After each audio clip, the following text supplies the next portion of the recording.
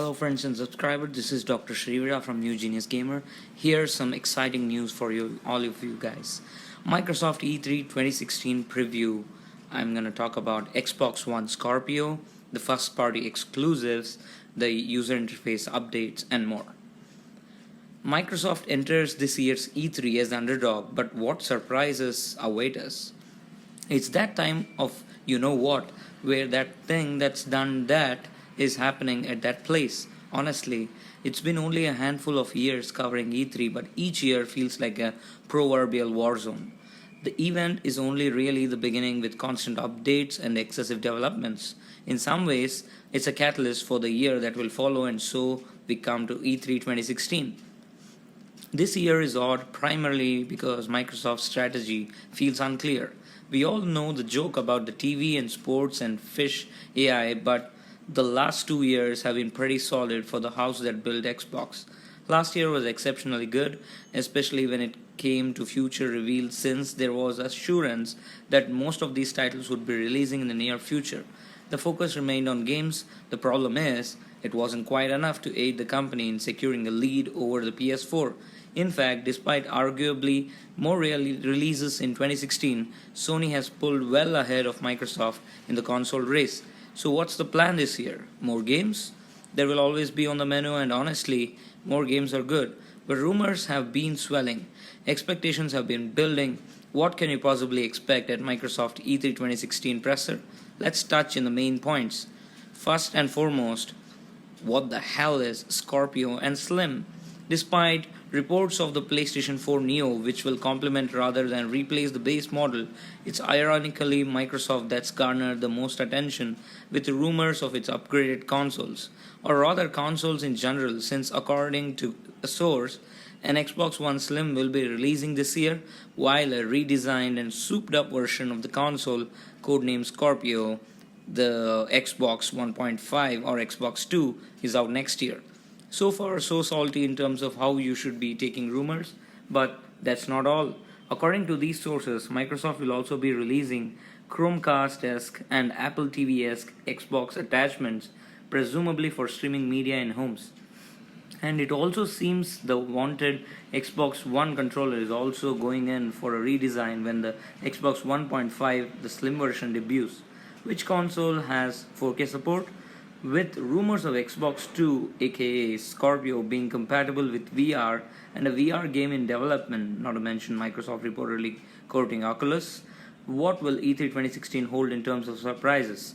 Overall, one can hope that this isn't simply a knee-jerk reaction to what Sony is doing. It takes more than better hardware to succeed, and hopefully Microsoft is working on facilitating more games for its console. Coming to the second part, the first party. If there's one thing Microsoft does have going for its console, is the first party support. Last year hyped up a number of great games for the future, including Scalebound, Crackdown 3, Recore, Sea of Thieves, Gears of War 4, and Halo Wars 2. The problem now is information.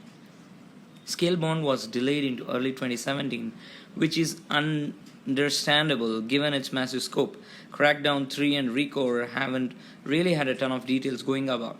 Same goes for Sea of Thieves. Wasn't Crackdown 3 supposed to be all revolutionary with its open world destruction and cloud computing capabilities?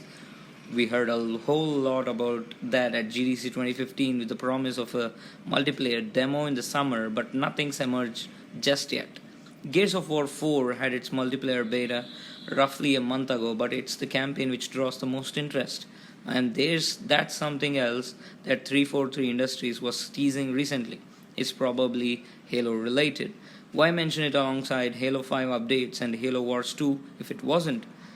Forza Horizon 3 will also likely be announced because duh.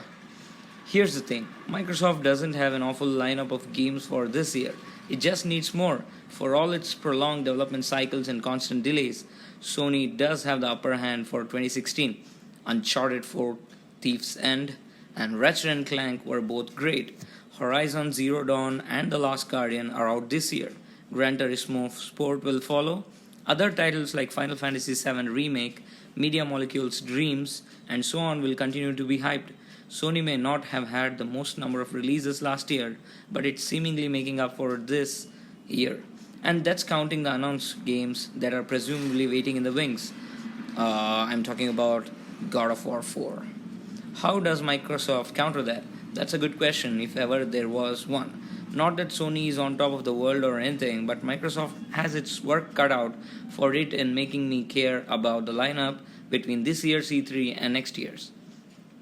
Coming to the last part of the video, what about the quality of life and integration with Windows 10? Another area where Microsoft has seemingly slowed down is in its quality of life updates for the Xbox One.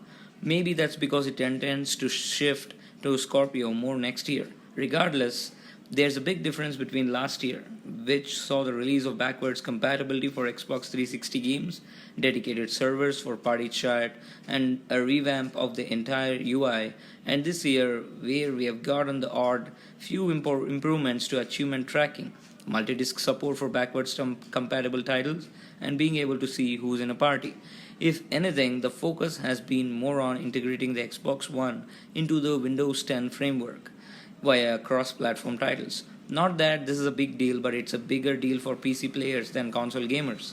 Coming out with significant updates to the UI is no easy feat, but hopefully this E3 will see some significant meaning to the compressor. We expect to see a number of Xbox One titles carrying the tagline of also heading to Windows 10. That won't be shocking, and it hopefully won't be a major focus for Microsoft. That being said, there's a rumored Project Helix, an initiative between Xbox One and Windows 10. Whether it really shakes things up remains to be seen. All in all, E3 2016 is shaping up to be something special. The jury is out on how well it could pan out for Microsoft, but there is stuff in the pipeline. There are plenty of big developments that could come true, and really, at the end of the day, if there's fun games to play, everyone wins. And this is my preview, guys. Hope you like this. Jot down your top 10 E3 2016 things which you want to see this year in the comment section below. I'll come back to you guys with the Sony's E3 2016 preview. Thanks for watching. See you guys in the next video.